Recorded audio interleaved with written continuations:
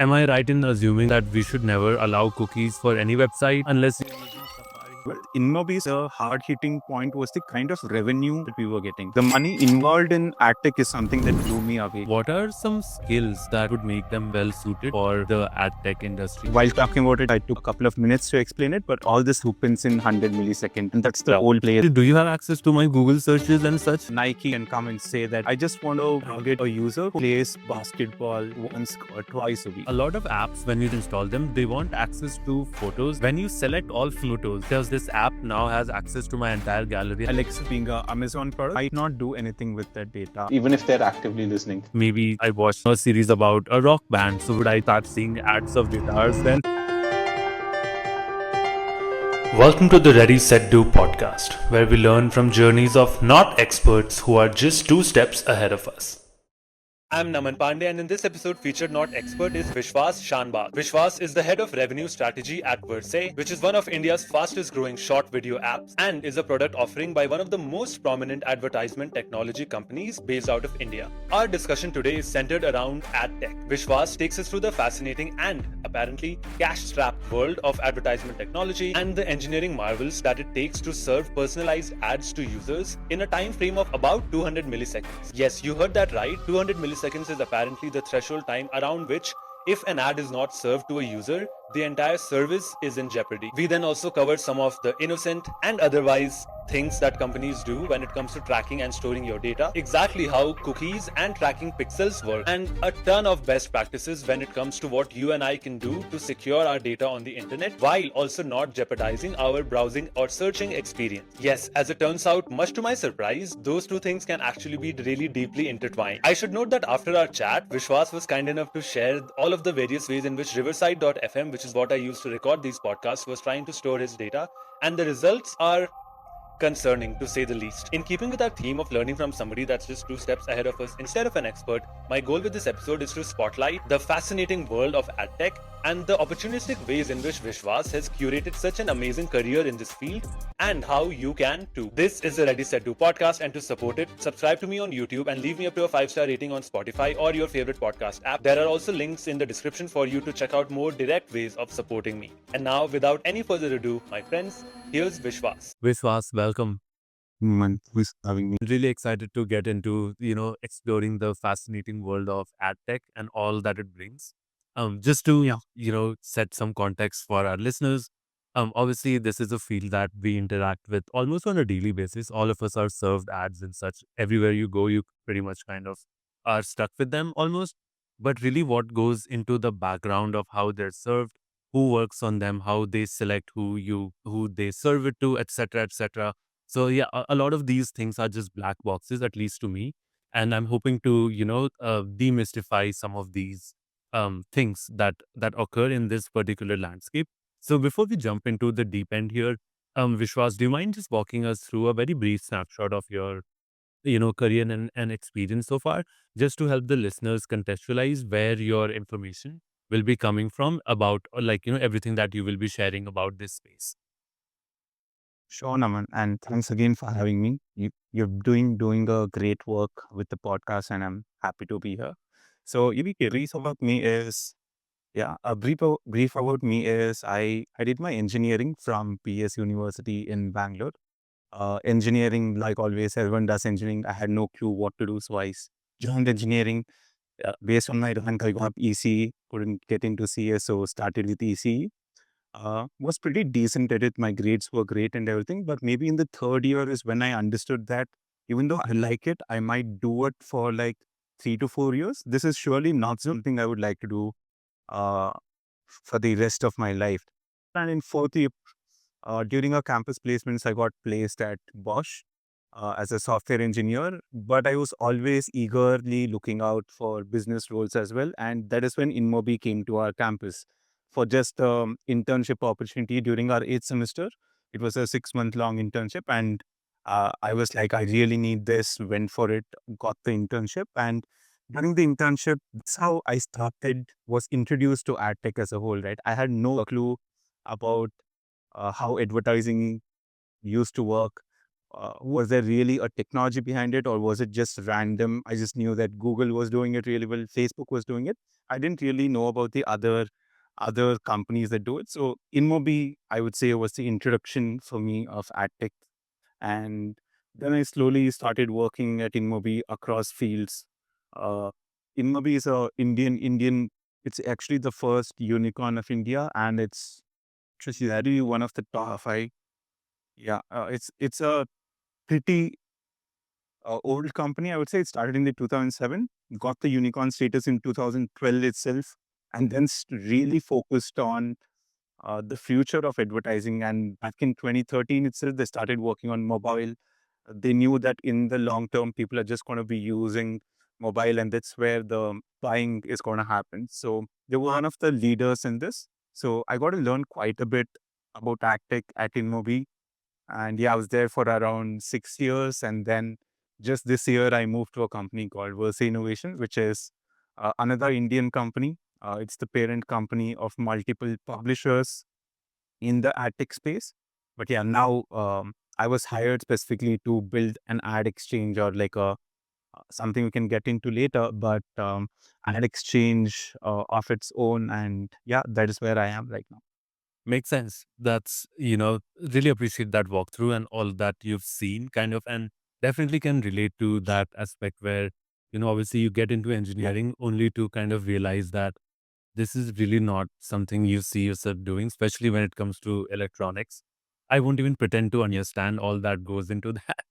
But all I know that, yeah, it's a pretty, as far as engineering fields go, it can be really, niche when it comes to that. So I can totally relate with your, ability or your want really to go away from that and go get into business. So I guess my question to you from at this point is, you referenced that when you had first started in Mobi, you were, as you said, you didn't know anything about ads and such other than that, Google does it and Meta does it. So that's really funny because that's exactly where I'm at. Like, I'll give you just a little bit of more context. One of my friends who is also going to be a guest on this podcast actually eventually, he does digital marketing for companies based out of India. So he has a big presence on, as really just Meta is what I think is the biggest, uh, or at least the most common thing that businesses like to put ads on. So I sat with him for about 3 hours and he showed me the entire back end of how Meta ads work. So I learned that day that you get to pick out um, stuff like even what words have appeared on the user's screen. You can then use that to target certain ads to the user. Obviously, the demographic stuff you can pinpoint which geography, which location, all of that.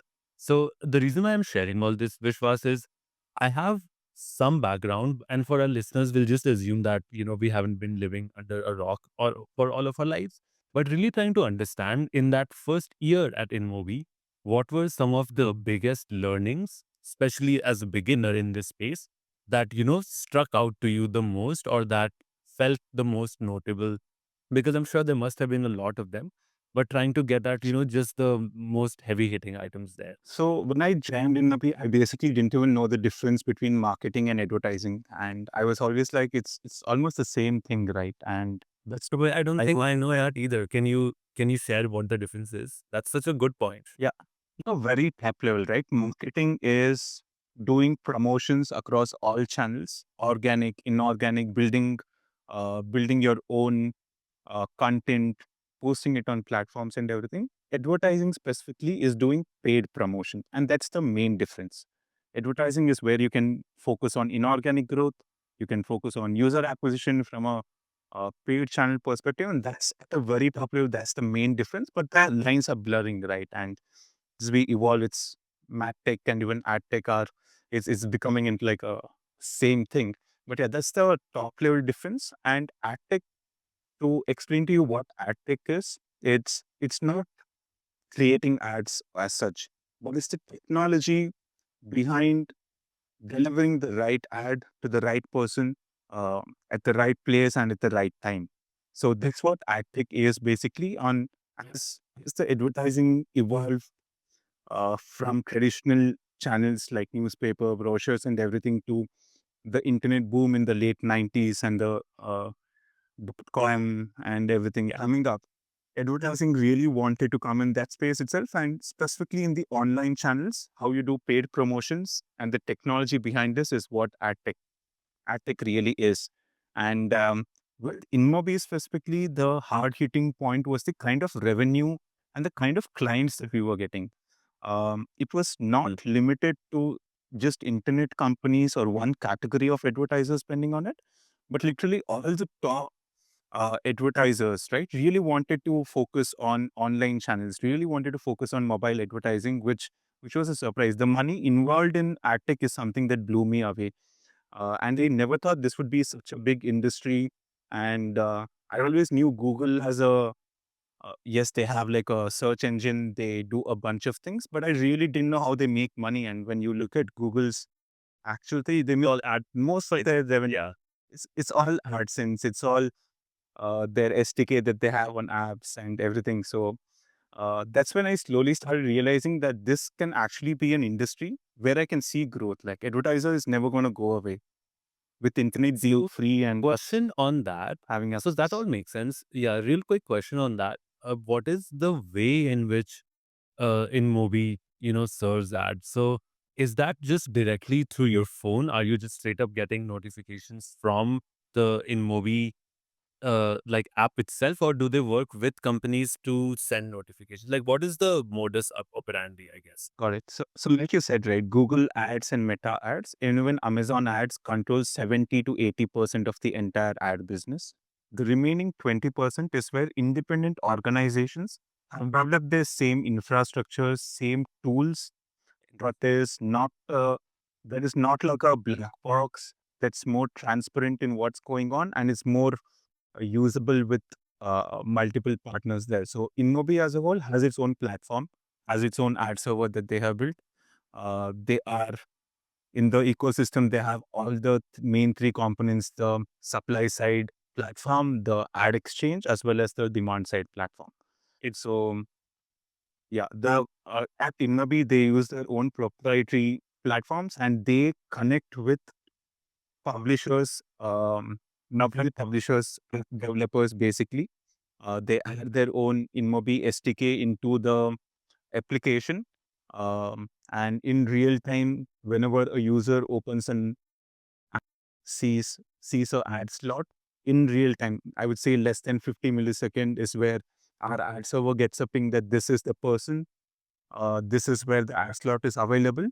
This is the supply side. On the demand side, similarly, we are connected with thousands of advertisers with other ad tech companies as well.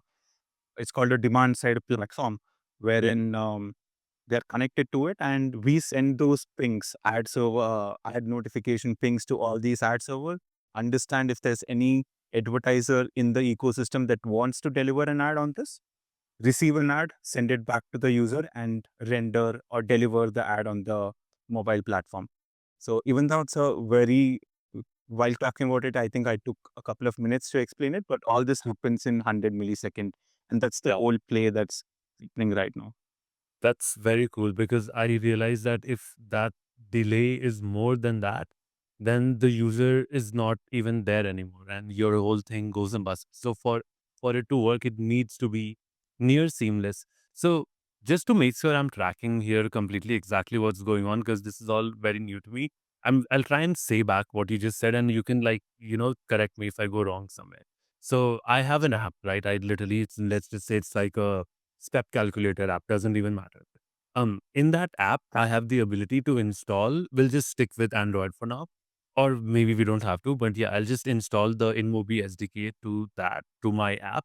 And what that does is there's just a slot there on my app where when a user goes, and then basically there's like a space over there, and then your platform decides what you should serve to this user based on whatever partners you have, based on whoever wants to advertise, and then you pick whatever is most suited and you serve it immediately within like 0.2 seconds. Is that roughly what you were saying? Exactly. Yeah. And in between, the personalization is what makes, especially in the 2020s right now, it's how well you can personalize the ad, how efficiently you can deliver it is what matters. So within that same 100, 200 millisecond that we can play with, we also need to make sure that the right kind of price is sent across to the publisher, because in this ecosystem, there are hundreds of partners that have come up right now. And it's very rare that you'll see a publisher working with just one ad tech company. A publisher will be like, I have everything set up on my end. Why not I connect with all the 100? Whoever pays me the highest for that inventory, I'll showcase my ad. So there's a quite a bit of automation. There's quite a bit of real-time auctions that happens. And InMobi specifically is in that space of programmatic advertising, which is basically a real-time So bidding. when you say publishers, sorry, when you say publisher, is that the same as just companies, or is that something different, or is that just what they're called in this space? Yeah. So when I mean publishers, they are the companies that have the capability to publish content on an online platform. An online platform can be a mobile device, can be a desktop, can be a connected TV, can also be a digital billboard outside our home as well, right? So if a Makes sense. company has a online space and they want to deliver ad, then that's a publisher for us. I see. And then, so naturally, that brings me to the next or really obvious question is, how do you understand, or how do you get the data on the user that you then later use to serve that user ads? What is the source of that data? How frequently is it collected, and to what degree does the user have to consent to that, for lack of a better word? Yeah. Consent is actually a big word that's coming up, and people are starting to take notice of the privacy part of all this, right? Because 10 years back, everything used to flow. Uh, you install an app, you never used to care if you gave them a location, permission, Yeah.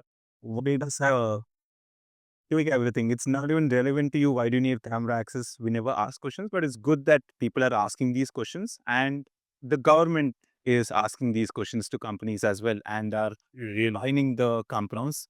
So yeah, on how we collect data, as I said, right, in this, so it's going to be a ad server to ad server connection, and InMobi specifically connects with their SDK. Once it's Google has the best SDK in the market. Yes, there are a few other companies like AppLovin, Unity that have really good SDKs too. But using this SDK, they decide what kind of data that you really need. Um, and this is sent through a transaction when the ad server gets a ping from the user itself. So when you are scrolling through your mobile, you would have already granted access to a bunch of parameters, plus the mobile application would have the SDK in place, which would require the right parameters for you, mainly like what kind of content you're currently consuming, where are you interacting with the content. Location is one common thing that's almost always present, uh, plus other apps that you have on your mobile. So it can diversify, and quite a bit of content can be sent across to the InMobi server. And then it's based on InMobi on how well you use this data, right? Because literally everyone has all the data that's there, Right. and data right now is available everywhere. It's all on how well you can use it and how well you can monetize it. And that's the play that AdTech players need to solve for. Would you say so? Say if somebody is currently a student, right? That Yeah. maybe knows a little bit about this or is trying to learn. Um, I guess what are some skills that this person could learn that would make them well suited for specifically the ad tech industry? Are there any? I know you probably require a lot of functional skills from what I'm getting, Okay. but in terms of, maybe you could touch on that also, but also in terms of technical skills, what are some things that students could do today, given what you said about, it's the upcoming thing. It still hasn't even realized its full potential. It's still growing. So what is the best way to put oneself in the spot to leverage that growth when that comes? Yeah. So at a fundamental level, it's the same kind of technology that you're working on, that you're going to study. It's going to be Python, it's going to be Java, it's going to be PHP, Golang, and all the backend development skills that you're going to work. But the only tweak that I would recommend a student to make while they grow is to understand what are the latest trends going on in the ad tech industry. Understand what kind of infrastructure is being used. There's something called real-time bidding that I mentioned, right? So the protocol for real-time bidding keeps on changing. The only tweak that I would recommend the students to make is understand what are the latest trends happening in advertising, in the advertising technology field, right? And that's a challenge right now. And I'll be honest with you, compared to all the other industries and how easily the information is available, if you really don't know what you're looking for in the AdTech space, you'll never find it, and you might just go in the wrong direction. So I would recommend following the top few newsletters, subscribing to it from a that point of view, understanding what the governing bodies are doing. So there's something called IAB, which is the Advertising Bureau and governs the entire advertising industry. So they have their own tech lab. It's kind of like a open internet company where they share everything. So those small tweaks I would recommend, where you can go through these. What is the trending thing? So right now, sustainability is trending. Something's trending, and you tweak your skills to it.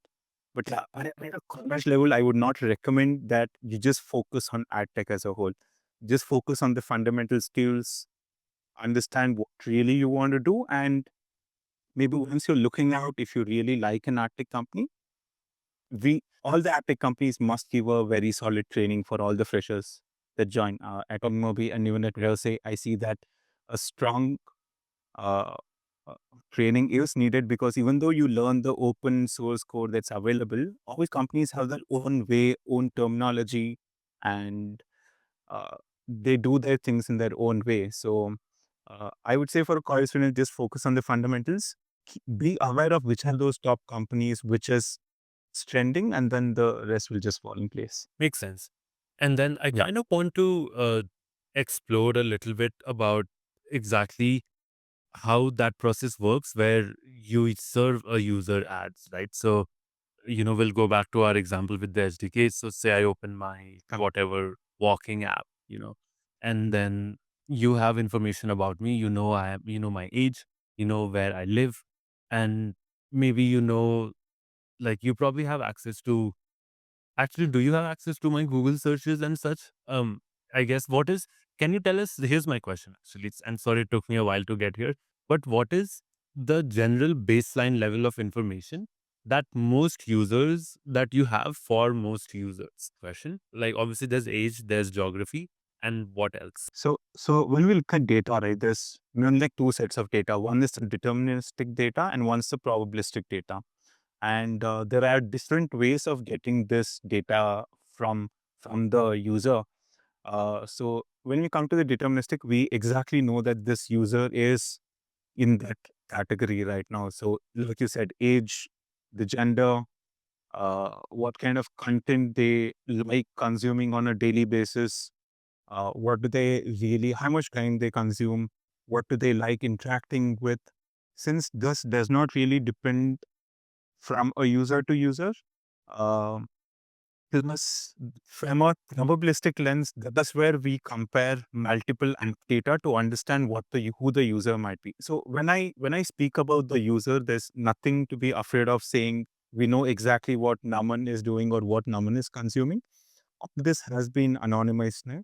We don't know anything about who the user is, but we just know a ID or a device ID of what's happening. So when I say a user, there's nothing like we know exactly what a person does. It's purely from a lens of, we just know that the device has this kind of a user maybe sitting behind them.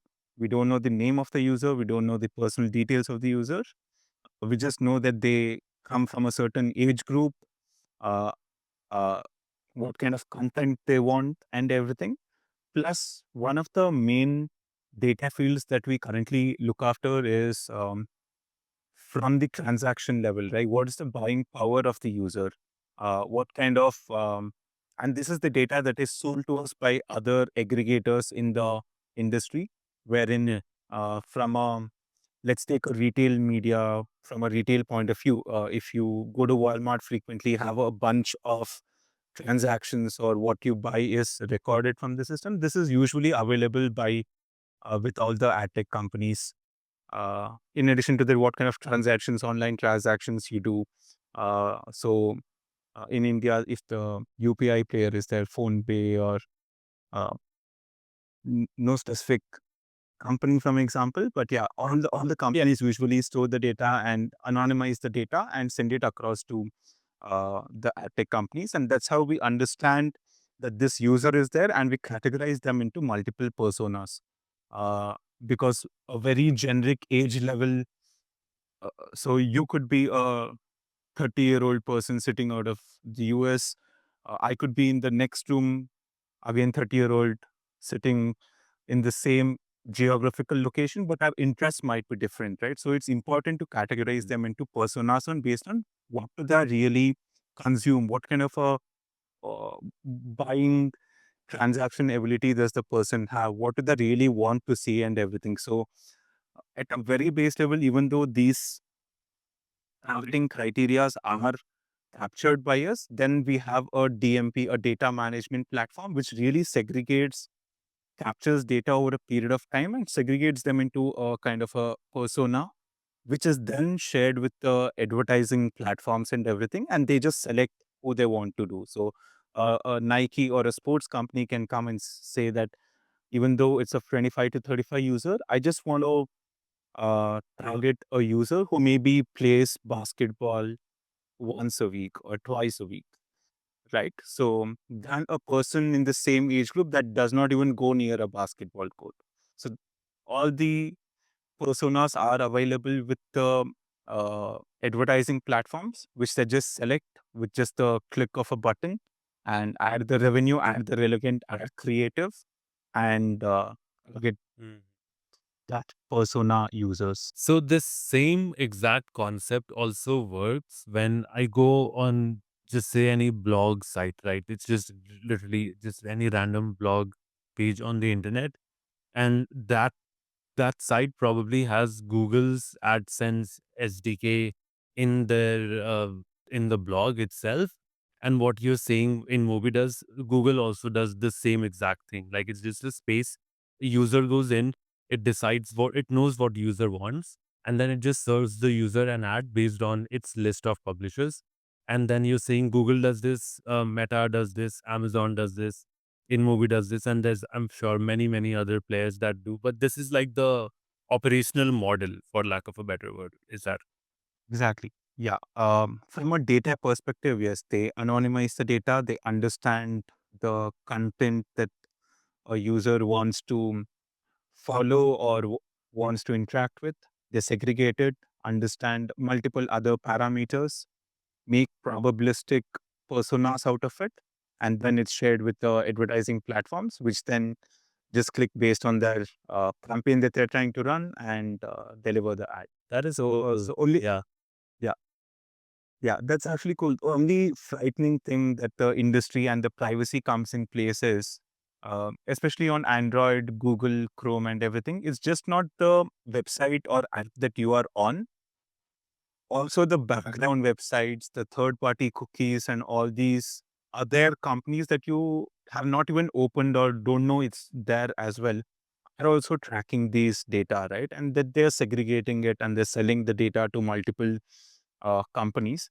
And that's specifically what right now the concern is about privacy. And apart from the walled gardens, all the independent companies have taken a strong stance towards it. Is we respect our users' privacy and we're going to make sure that we don't take that kind of data from them. So correct me if I'm wrong, but did you just say when accept cookies from a website, that gives them the ability to track what I'm doing on other websites than just like all the time, and then they like package that data and sell that? Is that right? So there's again first party cookies and third party cookies as well, right? If you're using Safari, if you're an iOS user, you actually uh, taken care of by Apple. I don't know how well Apple respects privacy, but it's not as bad as the Android or the Google version as. Can you dumb it down for me? Why exactly is that bad the way Android does it? Like, sorry, I'm not. I mean, I obviously learned about what cookies do in college, but I feel like I actually have no idea right now. So this is very interesting. Can you, yeah, talk me through that? So let's take a website for example, right? Google, the way it works is anybody, the website owner has the capability to add any kind of pixels out there, and third party cookies as well are added in there. You can actually just go to the website that you're currently on for the users that are listening and go on inspect, go across what all tracking pixels are there on the website that you're using. There'll be tens of pixels that you're not aware of that will be tracking all this information. And let's say you use the website, you go to another website in the same in the same sitting, right? You have now closed the window, you have not done anything. In the same sitting, you go to another website, then they have access for that transaction, the entire website details, what kind of interaction you have done and everything. So third-party cookies is something that tracks all this. So what exactly is the tracking pixel? Like, is that just a pixel on the website whose job it is to track what else is going on the website? Or Correct, correct. So you can just think of it as a JavaScript or a bunch of fields that a company adds and tries to get the values based on the interaction of the user with the website. So if you are on a news website channel and you click on a specific category of news, when you click on it, let's say you do not give any additional data on it, but you just surf the internet for a longer time on a category, those kind of information is gone to the user. And yeah, at a whole, the kind of user, the behavior that you show on the website is recorded by multiple companies. so then is that am I right in assuming then that we should never allow cookies for any website unless you're using Safari? Or what's the what's your advice on that front? So what I personally do is, I don't use Google Chrome at all, unless I really have to get like a very personalized. See, Google Chrome has its own advantages, right? It's the best search engine in the world. Let's say you type something, you get the exact thing that you're looking for. But there are many more alternatives to it, like DuckDuckGo. If you are not a Safari user, like you have DuckDuckGo, which is like they do not track any of the cookies that comes uh, of the user. So these kind of websites might not give you the best results, but on the other side, you are not giving them anything in return as well, and you can be more safe while surfing through it.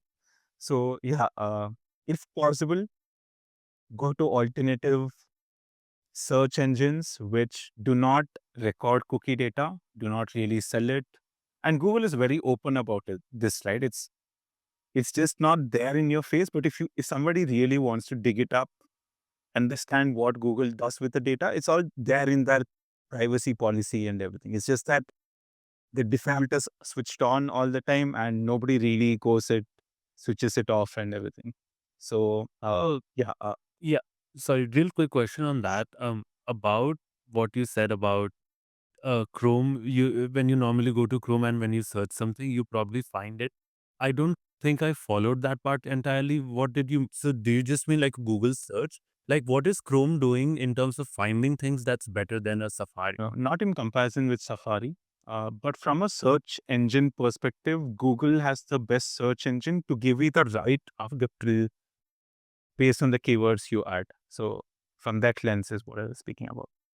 That makes sense. So, but then you're saying that if I were to just use DuckDuckGo, but then if I use Google search on DuckDuckGo, then I'm immune from all of this stuff. Or is that right? Or am I still in trouble? It is right to an extent wherein the Go comes out and says we don't take any cookie from you. But when you're there on Google and you click on a website through it, I'm not entirely sure of what all is getting tracked again through that website, right? So personally, I just stay away from, even if I do use Google Chrome, my third party cookies are always switched off. Even first party cookies are switched off.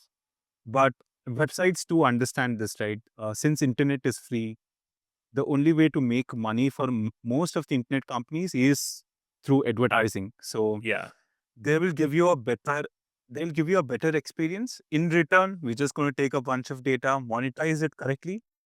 We respect the person behind it. We're not going to add the person. We're just going to add an ID towards it and monetize and show personalized ads for you. But yeah, almost all, especially in the US and Europe specifically, is very stringent about privacy. And Mhm. usually you get, whenever you open a website, you usually get on the bottom or on the side saying, these are the cookies. Do you want to accept it, reject it? Right. Do you want to accept only the necessary ones? So this has changed just in the last 4 to 5 years. This was not there 10 years back, right? But that's because the government is looking into it, and they're like, especially after the 2016 election, US election, and how there were studies that shared that a user was shown the kind of content and asked to vote for a certain party. And now that the government knows that a user can be influenced with this kind of content, they are adding bunch of regulations in place, and that's something that's going on in the industry. Yeah. Um, Yeah. in that's yeah, I feel like that is the single most insightful thing I've learned through one of the many actually insightful things I've learned through this whole exchange, which is that yeah, it is infringing on my privacy sometimes, but on the flip side of it, it is making my experience better because stuff that I'm using or searching or seeing, maybe forgetting later, will not be forgotten by, that platform. That platform will remember that I looked at this, even on a subconscious level. I think your example with the news categories was a really good one, actually, because sometimes you just click on stuff without even thinking about it, right? But there's a reason you clicked on that. And I think that is a really interesting aspect of this. I actually I'm thinking of more like what are some other secrets I guess that you can share about just this stuff generally that you've learned that you would think most people would not be aware of when it comes to really just privacy on the internet. It doesn't have to be focused at ads, but privacy and ads kind of go hand in hand, right? Like there wouldn't be a debate about privacy if ads weren't a thing. So yeah, what are some other maybe notable stuff that maybe people should know that they don't because they're not from this industry? The first thing that I'd say is Anax is not negative as a whole, right? We are bombarded with more than tens of ads per day, and it's kind of built a negative image of, oh, if it's an ad, and then I'm not going to buy.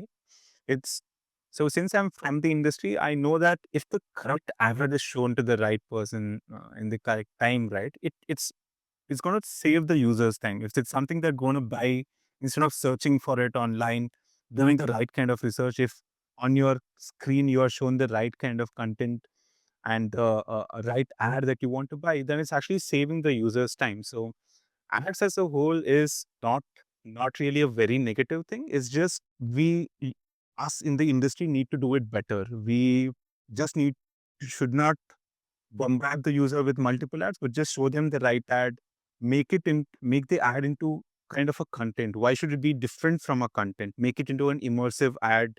Make sure that the user interacts with the ad, has some fun with the ad, and then Or it adds value, right? Adding value is also really underrated. Yeah. correct.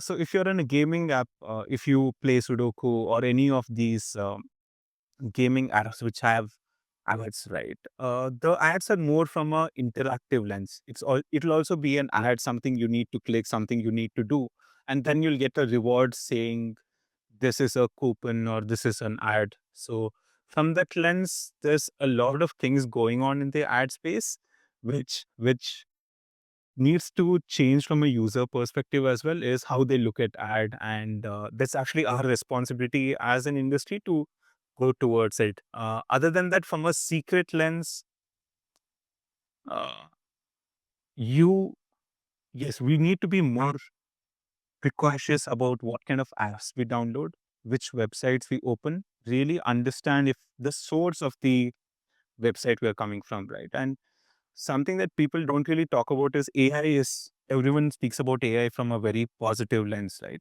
In the ad industry, once AI has come into picture, the fraud, the bots, the malicious activities has gone up significantly, and that's something that's fraud is something that a user needs to be precautious about. So do not install or do not view something that you're not sure about.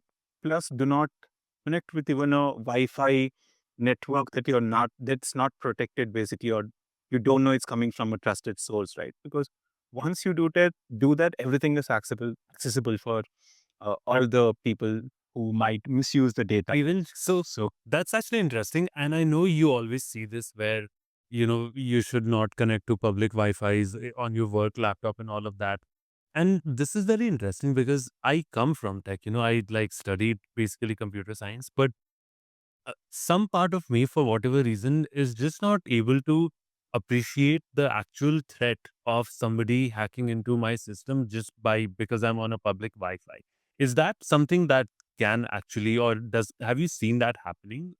Because you just referenced that, so I'm kind of curious about that. So from a hacking lens, it's a different topic that I guess you would know better. But from a data lens, right? If you really want to protect Yeah, your data, I meant the data. Yeah, exactly. so from a data lens, yes, I think it can be easily accessed. It might be the very basic kind of data, but still you're giving it to somebody that you never know how it's going to come back and hit you, right?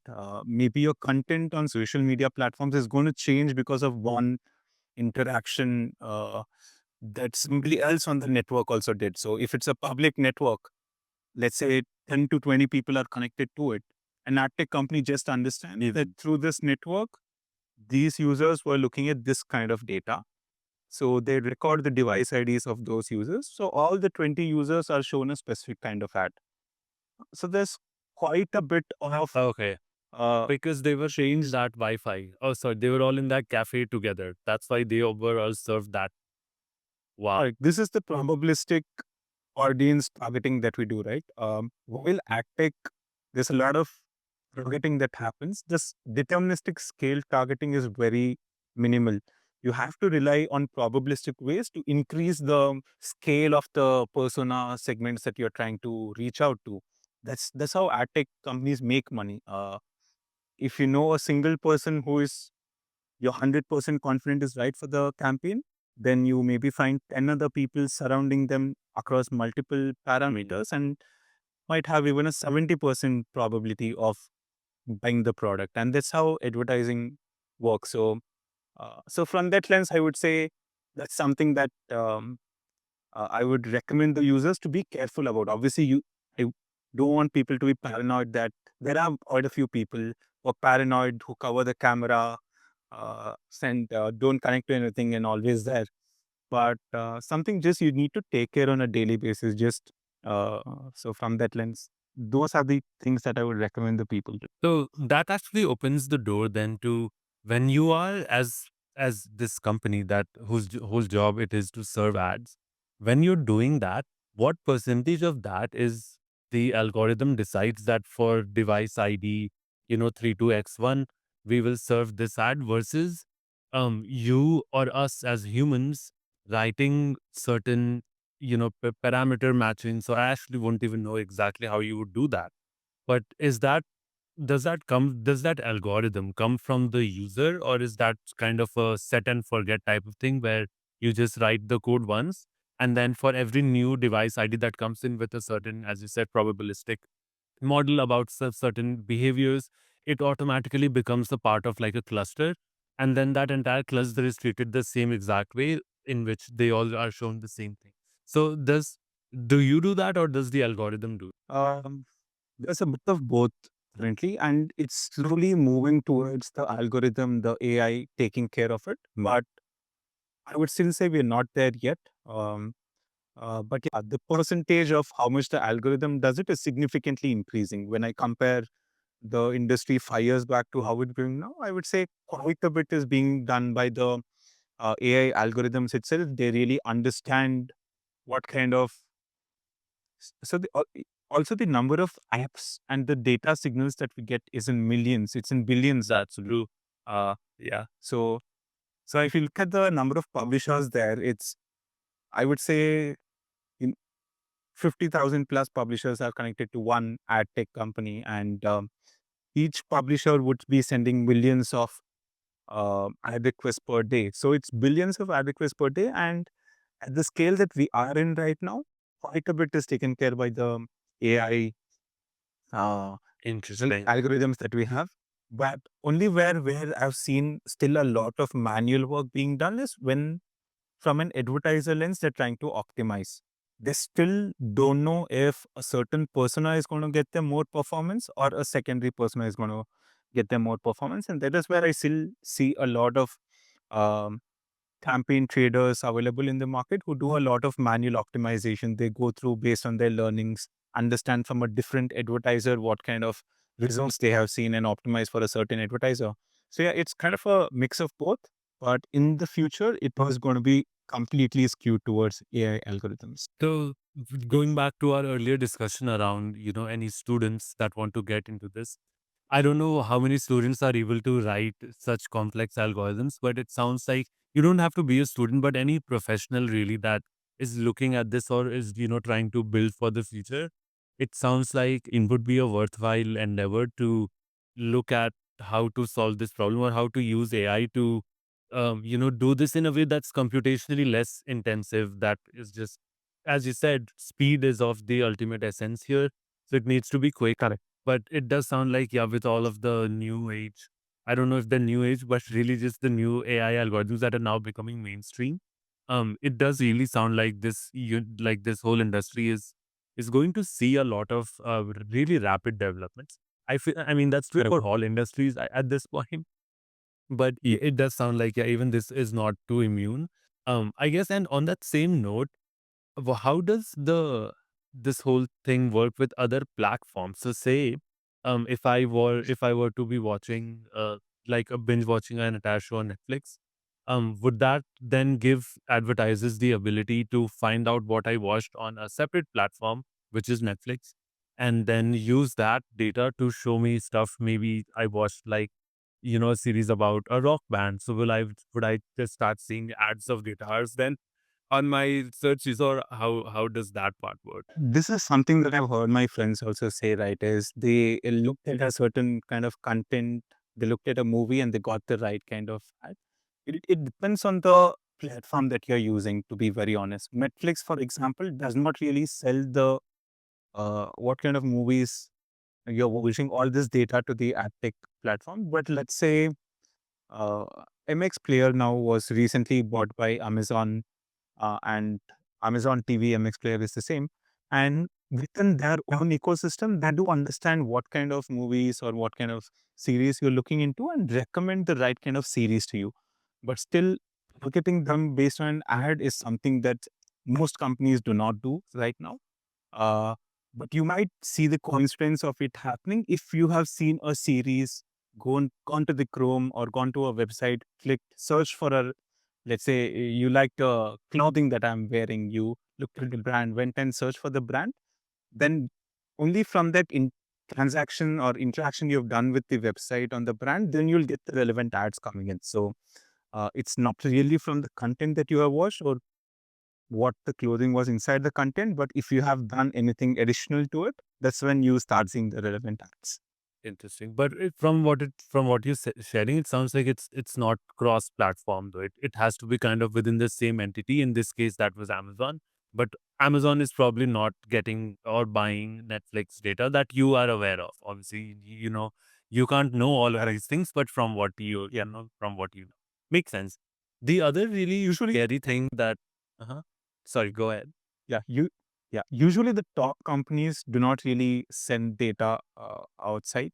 It's the smaller companies, it's the unknown sources that might do, and that's how they make revenue, right? Because they don't have their own infrastructure to run ads. Correct. The reason Amazon does not do it is Amazon has its own DSP and they use all the data and target ads, and it's a closed system. The same goes for Google, same goes for Apple. But for a smaller company who does not have the infrastructure to run the own ads, the only way they can make money is sending that kind of history or data points to other ad tech companies, and make money. And that is how the circle You know spins. how, like, a lot of small fishes combine to appear like a big fish, right? To fight off predators. This is what you're saying, sounds exactly like that. And on that same note of religious conspiracy theories, but of late we've been seeing that a lot of conspiracy theories are just realities. But this seems to be a growing, and at this point I think it's just accepted that Google is listening to our mics at all times. Some people even say, and I know this has been debunked, but it's kind of interesting that some people are like, when you say what's a device I don't have? Alexa. I can say Alexa. I didn't want to say SIRI because that would just trigger stuff and break our recording. But if when somebody says, hey Alexa, a lot of people say that, how does it know that you said Alexa? It's because it's listening the whole time. So on that same kind of note, even with this, ad tech stuff, is it true that they have, if they wanted to be malicious, they could look at, video, they could look at people's cameras, look at their, or listen to their audio? Is all that just a conspiracy theory, or is that just not actually what happens? Speaking of Alexa listening to us, yes, active listening is a part of it. But when you say "Hey Alexa," that's when it's activated and it starts listening to you. And again, we need to. There's a kind of bit of trust that you have with Alexa, and it's being a Amazon product, so you kind of have a trust that yes, it's coming from Amazon. They might not do anything with that data, even if I don't really need trust. I don't know if many people have that. Yeah, yeah. If I left it to Amazon or some a company, they not actually use all kind of data, but Right. it's under the regulations of a government. And me being from the industry, I would trust those government regulations. At least, yes, Makes sense. yes, surely within the government, there's a bunch of things that might happen which we will never know about. But yeah, from a top company perspective, surely it's not the case. Nobody is listening to the interactions or videos, the surrounding videos to understand and show ads to you. But there were a couple of studies recently released where a few smaller media agencies did come out and say that yes, they were actively listening and they did place ads based on it. Right? It's kind of being from the industry. I was a bit taken aback, but um, yeah, there were a couple of active listening stories that did come in play. And yes, the agency did say that we didn't know the user, we didn't use use it in a wrong way and everything, but it just opens up many doors. So hence, like when you install an app, this really happens from a app perspective, right? Once you install an app, you might have just installed some gaming app to play for 5 minutes a year back, and the app is still on your phone, and you'd have given microphone access, video access, everything to it. Just as a precaution, keep the app on your phone clean. Just use the ones that you really use on a daily basis. And even if it's app that you've never opened up in the recent few days, it's always active on the background, right? You never know what kind of data it's collecting. So assist to delete it. If you don't want to delete it, at least do not give it permissions. Don't give any kind of device permissions to it. And you can just give it time of usage, right? At least on Pixel, my phone, you have like a always on, only this time or never allow. At least you can do this only this time than always allow. So Uh, two things on off of that. So the first is being that I don't know if this has been your experience, but it has definitely happened with me that when I'll be talking on the phone with my friend about like a product or something, next thing when I go on Gmail, I see the top banner is an ad of that thing. Is that just coincidence then, or how does yeah, is that actually just coincidence? How does that happen? Because it happens a lot to me and a lot of other people I know. yeah, I would say it's mostly a coincidence unless you have actually researched quite a bit about the product and then you call up someone and say, yes, this is the product. But it's also when you speak about it, you notice it more, right? If it's not something relevant to you and you're not really looking at it, you might not even notice it.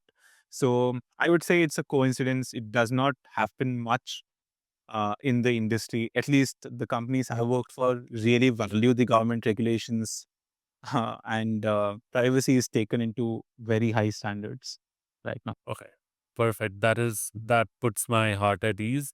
Last question before I let you go here is that a lot of apps, when you just install them, they want access to photos, and you normally have an option of all photos, or you have an option of select what ones you want to share. At least on an iPhone, that works like that. And I'm sure it's the same on Android also.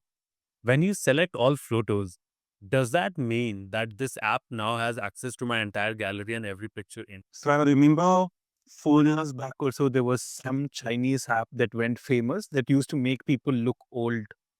That was I forgot the name of the app per se, but yes, it does happen where the access can be given into the wrong hands. So unless why would the audio phone need access to photos? You need to ask few questions while when actually and it really starts asking you these details, right? And I would say just deny everything unless it's like a mandatory thing and you're not able to access a feature in the app. Just keep on denying everything, and that's the best way to be. But yeah, there have been instances, there have been leaks that have come out in the news. So imagine the leaks that have not even come out yet. There's Exactly. Yeah. quite a bit happening right now. Yeah. But yeah, fund access, so contacts access is another thing that we need to be very careful about. It's not just data about you. Once you click on contact access, a user has details of all your contacts. They can reach out to them. They can misrepresent you. Uh, Quite a bit can be done. So one thing that I would like users to take away from this podcast is really give attention to what they are installing, read through those policies, even if it's top lens, and understand because all the users are basically spending time on their phone right now. More than interacting with friends, we are learning from our phones, we're learning from websites. So it's very important on what we consume on a daily basis. We live on our phones at this point. Yeah. Exactly. So take that extra couple of minutes, go through the source. If it's a very famous company, it's not like we are safe, but still they have a few regulations in place. So more trusted than an unknown source. At least in India right now, quite a few Chinese apps were blacklisted. Right, we don't have TikTok, we don't have Right. quite 50, Correct. 50 plus Chinese apps, and it was done due to this main reason.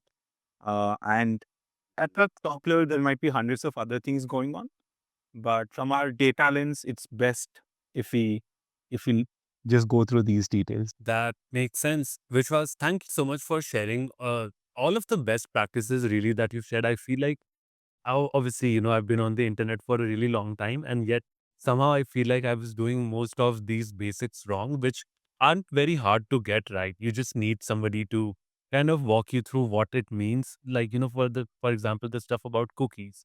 Like I click that button on multiple websites multiple times every single day, right? Without entirely understanding exactly what's going on with that. Maybe that's on me.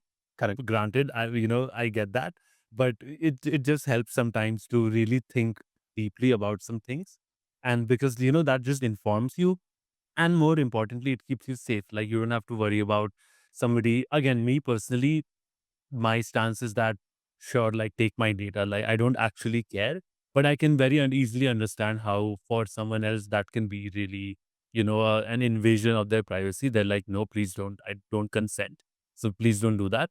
Yeah, so yeah, really really appreciate you taking the time today, and I feel like I'm going to go away from this having learned so much, and yeah, really excited to stay connected with you and to watch all the amazing things that I'm sure you're going to do with your career in this industry, which is really just feels like just starting to take off. So really exciting times ahead. Thanks a lot, Naman. You've been doing great stuff with the podcast, and I look forward to your videos every week just to understand which new thing you're going to talk about. So great work here, great production work, uh, and yeah, thanks for having me again. Absolutely. Thanks so much. That brings us to the end of episode 37 of the Ready Set Do podcast. Thank you all for sharing these episodes with those that continue to benefit from them. If you would like to support me, the easiest way to do that is by subscribing to me on YouTube, leaving me up to a 5-star rating on Spotify or any podcast app of your choice, and telling literally all of your friends about what an amazing podcast this is. Catch you all in the next one. New episodes every Wednesday.